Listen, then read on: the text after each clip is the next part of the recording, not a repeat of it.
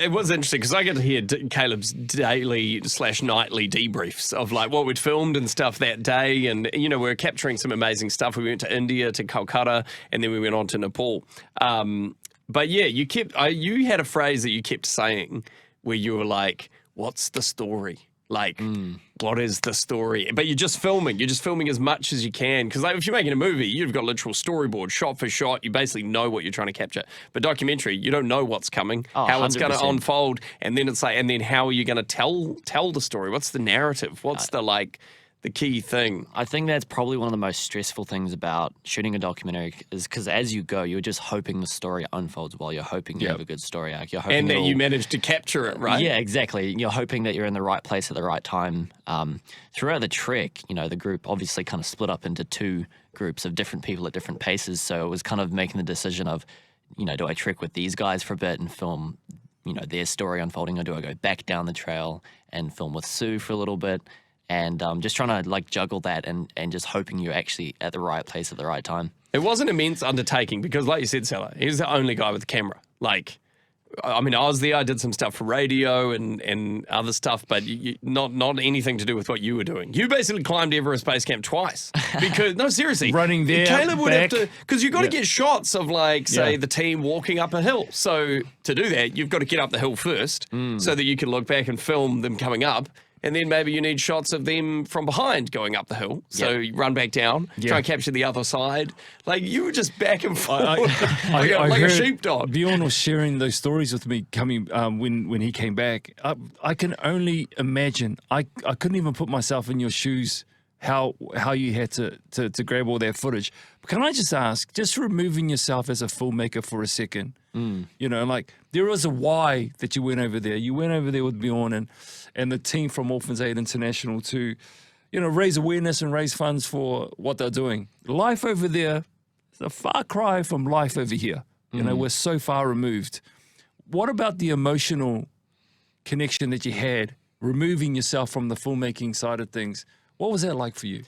It was really interesting seeing the contrast because, you know, it's one thing to go and do Everest Base Camp, but I guess we were doing it for a purpose. We're doing it for a reason. And the fact that a week earlier we'd just been in Kolkata, you know, driving around looking at all of the Orphans Aid projects and seeing all of the, you know, seeing all the poverty and hearing all the stories, it was really raw and it really gave us a reality check. And I think that was all really heavy on our minds by the time we went to Nepal. So as we were climbing, that was kind of running through our heads. And the cool thing is with the documentary, we kind of have two parallel storylines that run throughout the film. And, you know, obviously the main storyline is, you know, hiking to base camp, or we make it to base camp, you know, the stakes are high. But then we keep cutting back to the India story, the Kolkata story, where we look at the different projects, we hear the stories of the people there, and that gives motivation for the climb, which is the main story. And we keep cutting back and forth. So it worked out really well, getting to see the contrast, getting to film the contrast. And my hope is that comes through on the film, just the contrast between Kolkata, how intense it was and how real it was, and then, you know, out in the most beautiful mountain range on the planet, you know, a week later. Awesome. You're pretty quickly aware of, I know the word gets thrown around a lot, but your privilege in terms of like, you know, we went and we saw these projects which are awesome and we want to support as much as we can, but then within a few days we're seeing something that those kids and people there have no hope of ever probably getting the opportunity to do something like that, you know? And you're very aware of just where you come from and how easy it is to get food and like the living in a country like New Zealand that's economically so much further along. You carry all of that, you know, and you don't really have an explanation for it, and it's all very unfair, but it just is. And that's, I don't know, you're contemplating that a lot as you're walking. Yes, very much so. It's very much on your mind during the hike.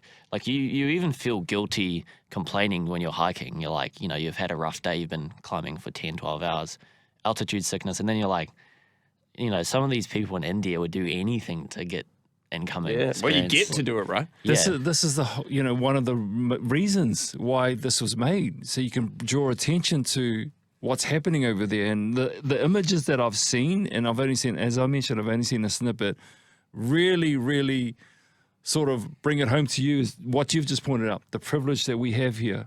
the need that is over there. So, dude, you should be really, really proud of your work when this screens for the whole world to see on Tuesday, the 27th of May. Yeah, make sure you tune in for it. Caleb gave all of himself to film this thing. Like, seriously, because how old are you, Caleb?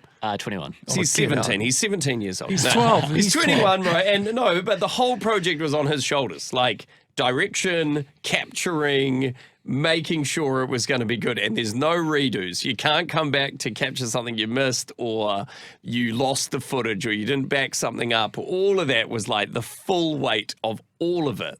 The whole trip and the capturing of it to tell the story is all on Caleb's shoulders. So you did immensely well, bro, to like just step up and face all of that head on and be up for it. You know? Thank you. So if no one watches it, it's all on. That was all your fault.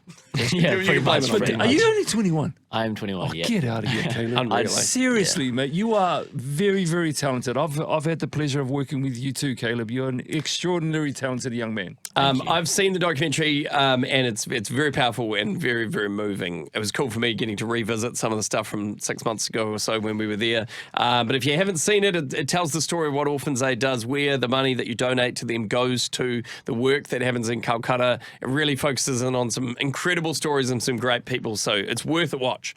Make sure you tune in for it this coming Tuesday on Shine TV. Thanks, Caleb. Ciao, Caleb.